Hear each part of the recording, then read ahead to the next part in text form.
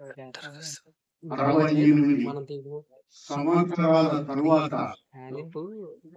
K. Reddy గారు దర్శకత్వం వహించి విజయ నాగిరెడ్డి గారు, చక్రపాణి గారు నిర్మించిన అపురూపమైన సినిమా మాయాబజార్ మళ్ళీ విడుదల కావడం మనందరికీ సంతోషం.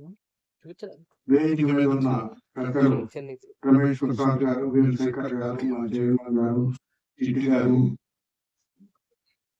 మొదలైన వాళ్ళ అందరికీ ఈ రోజున ఈ కార్యక్రమాలను రావడానికి ముఖ్య కారకులు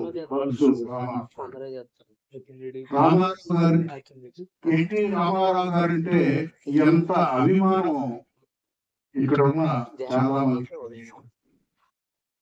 ఒకసారి వచ్చి ఇట్లా ఉంది చెయ్యాలంటే తప్పకుండా అని చెప్పేసి అప్పుడు మా జగన్ గారితో మాట్లాడడం జరిగింది. ఎన్టీ రామారావు గారి గురించి చెప్పాలంటే చాలా సేపు చెప్పాలి, అంత సమయం లేదు, చాలా మంది మాట్లాడాలి. కానీ రామారావు గారితో 1977 నుంచి జర్నలిస్ట్ గా నాకు పరిచయం ఉంది. ఒక 10 ఇంటర్వ్యూలు పైగా చేస్తుంటాను. ఆయన ముఖ్యమంత్రి అయిన తర్వాత ఇంటర్వ్యూ అడిగితే ఏం బ్రదర్ బ్రేక్ఫాస్ట్ ఇంటర్వ్యూ చేసుకుందాం అని ఆహ్వానించిన మహానటుడు, మంచి మనిషి రామారావు గారు. రామారావు గారు చనిపోయి 29 సంవత్సరాలు అవుతున్నా ఇవాళకి ప్రజలు గుర్తుపెట్టుకుంటున్నారంటే కేవలం ఆయన మహానటుడు కాదు, మహానాయకుడు కూడా. తెలుగు జాతికి ఒక గుర్తింపు, గౌరవం తీసుకొచ్చినటువంటి రామారావు గారు భవిష్యత్తు తరాలకు కూడా ఆయన చరిత్ర, ఆయన స్ఫూర్తి అందాలనే ఉద్దేశంతో మా టిడి జనార్దన్ గారు ఎన్టీఆర్ కమిటీని ప్రారంభించారు. ఆ కమిటీలో నేను సభ్యుడిగా ఉండి 2 సంవత్సరాల క్రితం శకం పురుషుడు అన్న పుస్తకాన్ని తీసుకొచ్చాము. గత సంవత్సరం డిసెంబర్లో తారక రాము అనే మరో పుస్తకం తీసుకొచ్చాము. అలాగే రామారావు గారు చేసిన ప్రసంగాలు, చారిత్రక ప్రసంగాలు, అసెంబ్లీ ప్రసంగాలు కూడా తీసుకురావడం జరిగింది. రామారావు గారిని నిరంతరం ప్రజల్లో ఉంచాలనే ఉద్దేశంతో డిజిటల్ ఫార్మేట్ లో కూడా రామారావు గారిని అందించాలని అన్న ఎన్టీఆర్ ఛానల్ కూడా మా చైర్మన్ గారు ప్రారంభించారు. తర్వాత ఇంకొక చిన్న విషయం రామారావు గారికి సంబంధించి చెప్పి ముగిస్తాను. రామారావు గారు మొదట్లో సొంత ఊరు అనే సినిమాలో శ్రీకృష్ణుడు పాత్ర ధరించారు. అయితే ఆ సినిమా చిన్న సినిమా కావడంతో ఆ కిరీటాలు కానీ వస్తువులు కానీ సరిగ్గా లేకపోవడంతో ప్రేక్షకులు అంతగా ఆదరించలేదు. ఆ కారణం చేత మాయాబజార్లో శ్రీకృష్ణుడి పాత్ర రామారావు నువ్వే వేయాలని కేవీ రెడ్డి గారు చెప్పారు. కేవీ రెడ్డి గారు అంటే రామారావు గారికి అమితమైనటువంటి గురుభక్తి.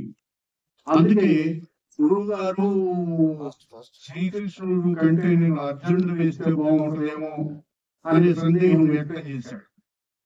కేవీ రెడ్డి గారికి రామారావు గారు అలా ఎందుకు అంటున్నారో తెలిసింది.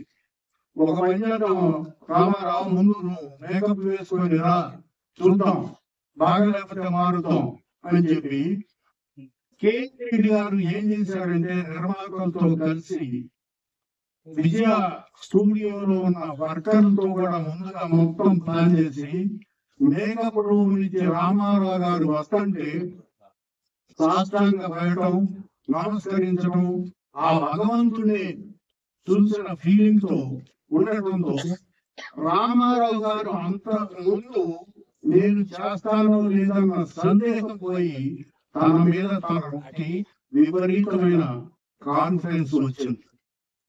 ఎందుకు చెప్తున్నానంటే ఒక ఆర్టిస్టు భవిష్యత్తులో ఏం కాబోతున్నాడో చూసే అంటే విజనరీ అని మనం ఇప్పుడు అంటాం. ఆ చూసింది కేవీ రెడ్డి గారు. ఆ కేవీ రెడ్డి గారు ఆ రోజు ఏదైతే రామారావు గారికి శ్రీకృష్ణ పాత్రకు బీజం వేశారో, ఆ తర్వాత రామారావు గారు ఎన్ని పౌరాణిక పాత్రలు ధరించారో, రాముడుగా కృష్ణుడుగా ఇట్లా దేవుడు అంటే రామారావు గారి అన్న దీనికి వచ్చిందంటే కేవలం కేవీ రెడ్డి గారి ఆలోచన, సంకల్ప బలం. ఎన్టీ రామారావు గారి గురించి ఎంత చెప్పినా ఇంకా చెబుతూనే ఉంటాం, దానికి తరగదు. మిగతా పెద్దవాళ్ళంతా ఉన్నారు కాబట్టి రామారావు గారిని 68 సంవత్సరాల తరువాత బలుసు రామారావు గారు మళ్ళీ ఈ తరం ప్రేక్షకులకు అందించడం నిజంగా సంతోషం. పెద్దవాళ్ళని కాకుండా పిల్లల్ని కూడా ఈ సినిమా చూపించండి. ఈ సినిమా కథను సాంకేతిక పరంగా ఏ రకంగా చూసినా ఇవాళ సినిమాకి హీటుగా ఉన్నటువంటిది మాయవల. Thank you.